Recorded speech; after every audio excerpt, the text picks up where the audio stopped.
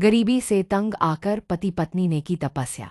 इंद्र ने प्रसन्न होकर दिया धनवान होने का वरदान, लेकिन एक शर्त रख दी। शर्त सुनकर पत्नी तैयार हो गई, लेकिन पति ने लौटा दिया इंद्र का वरदान।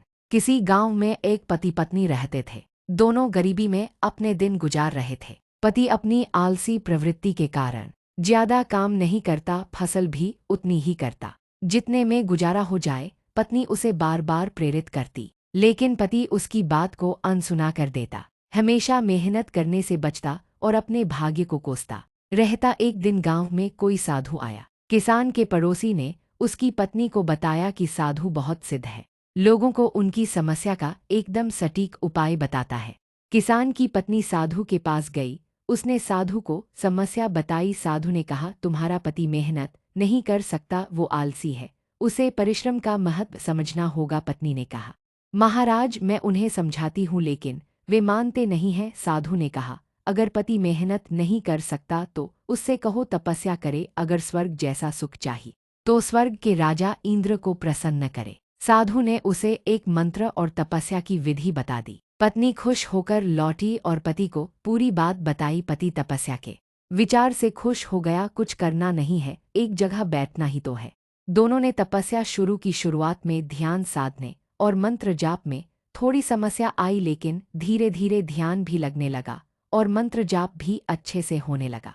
कुछ दिनों में दोनों ध्यान में पारंगत हो गए। एक दिन ऐसा भी आ गया जब दोनों गहन समाधि में पहुंच गए। मंत्र फलित हुआ और तपस्या से खुश होकर भगवान इंद्र प्रकट हुए। दोनों हाथ जोड़कर खड़े हो गए। इंद्र ने कहा, मैं तुम दोनों की तपस्या से प्रसन्न हूँ। तुमने स्वर्ग जैसे सुख और धन के लिए तपस्या की है। मैं तुम्हें ऐसा वरदान देता हूँ कि तुम्हारे घर में कभी धन का भंडार खत्म नहीं होगा, लेकिन इसके लिए तुम दोनों को अलग रहना होगा। पति ने कहा, अलग क्यों रहना होगा, हम साथ रहेंगे।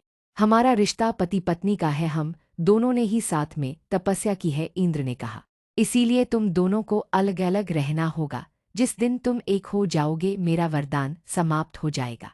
क्योंकि तुम दोनों ने अलग अलग तपस्या की है, इसलिए दोनों को अलग अलग फल मिलेगा। दोनों सोच में पड़ गए। पत्नी ने कहा, अगर इन्हें पूरा सुख मिलता है, धन की कमी नहीं रहती है, तो मैं इस वरदान के लिए तैयार हूँ। लेकिन पति ने कहा, मैं इससे अलग नहीं रह सकता, क्योंकि इतने दिन की तपस्या में इतना ज्ञान तो मुझे मिल ही गया है कि मेरी पत्नी मेरे सुख के लिए कितनी चिंतित है, और आज भी ये मेरे सुख के लिए मुझसे अलग रहने को तैयार है। ये इतना त्याग कर रही है।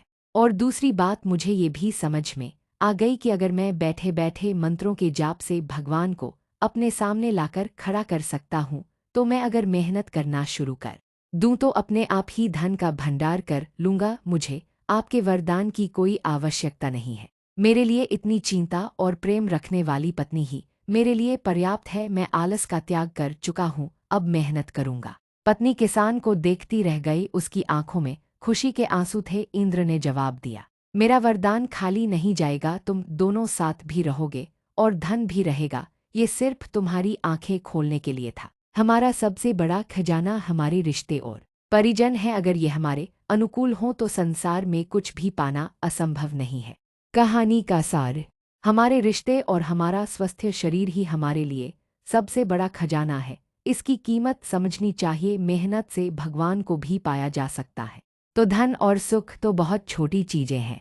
अगर आपको यह कहानी पसंद आई हो तो वीडियो को लाइक, शेयर और सब्सक्राइब जरूर करें।